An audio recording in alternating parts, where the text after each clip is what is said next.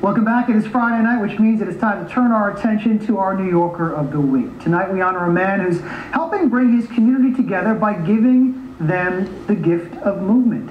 New York One's Roma Torre has more.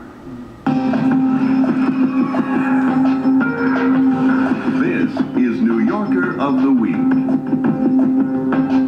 Jumping, stretching, and dancing. Just some of the things students learn from Paul Keone Chun, someone who knows how to get people moving. I know the thrill of jumping in the air and doing a somersault and landing on your feet.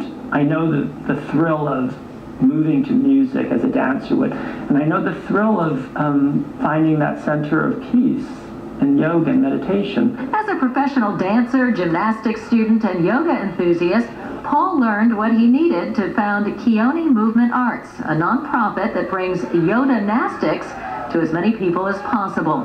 The classes are open to anyone who wants to learn, but focuses particularly on those without access to the arts. I figure out where they're at, and I give them something they can do, and then I keep building from there.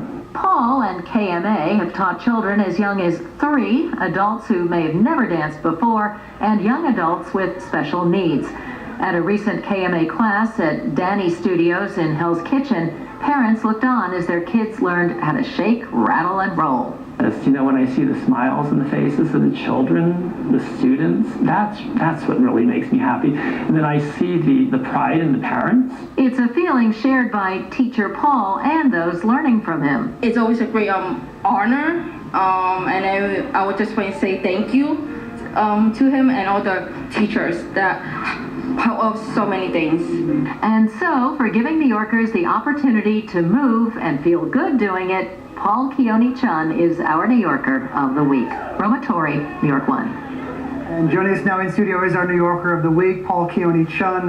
Sir, thank you so much for coming in. Thank you so much. For doing what you've been doing. A sweet moment watching the parents watch the children. Is that what this program is all about for you? Well, it is really about seeing the joy on everyone's faces, whether it's the children themselves or the parents, the pride they take in seeing their children do things that they thought they could never do, actually.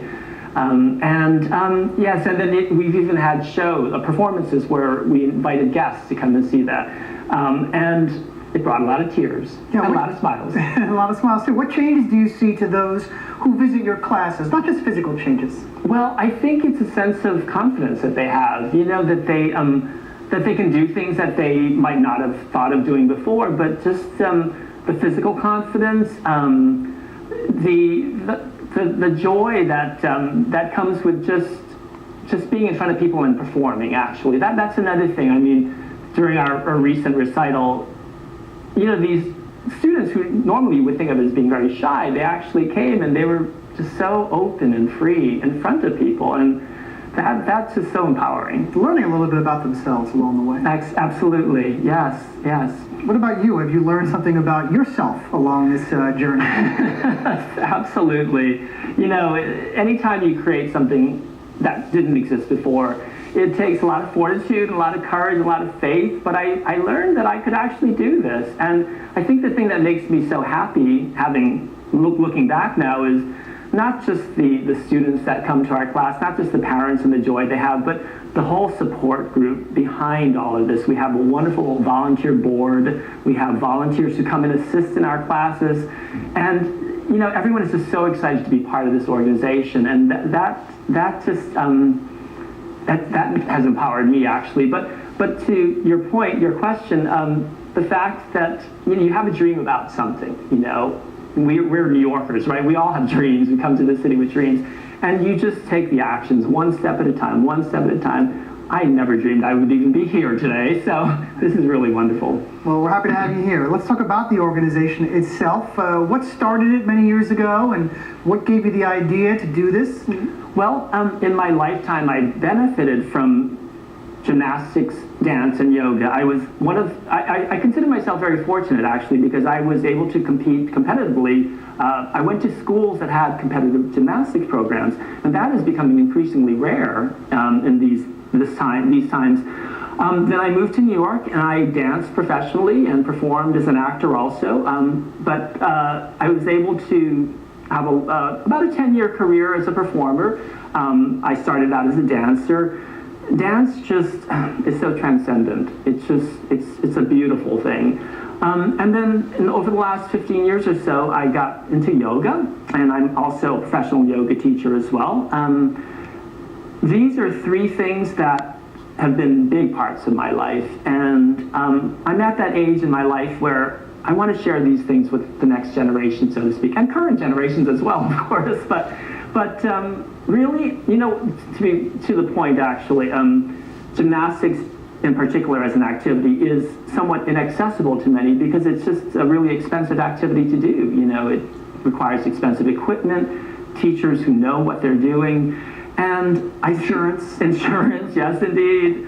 And I see so many children and students and teens and adults around the city, and I think, you know, more people should be doing gymnastics as an activity because it's just so much fun to jump, to land on your feet and to jump and do somersaults. And so really I think that was the impetus in the beginning. But what makes this program unique is that we combine yoga and dance to help make the gymnastics more accessible, more easier to learn. We have the website to get up for our viewers so they have a way to reach you. Thank you. There it is on the screen, keonimovementarts.org. There's a lot of programs offered by this man's organization. So young, old, inactive, active, you can reach Paul Keone-Chun at that website. Sir, thank you so much for coming in and being our New Yorker of the Week. Thanks so much, John. Nice Appreciate it. Pleasure. If you know someone who would make a good New Yorker of the Week, let us know. Email us at nyer@ny1.com or write to us at New Yorker of the Week, 75 9th Avenue. We're on the 6th floor, New York, 10011. Until the time we have for now, I'm John Schumo. Our new set debuts Monday. I'll talk with you then.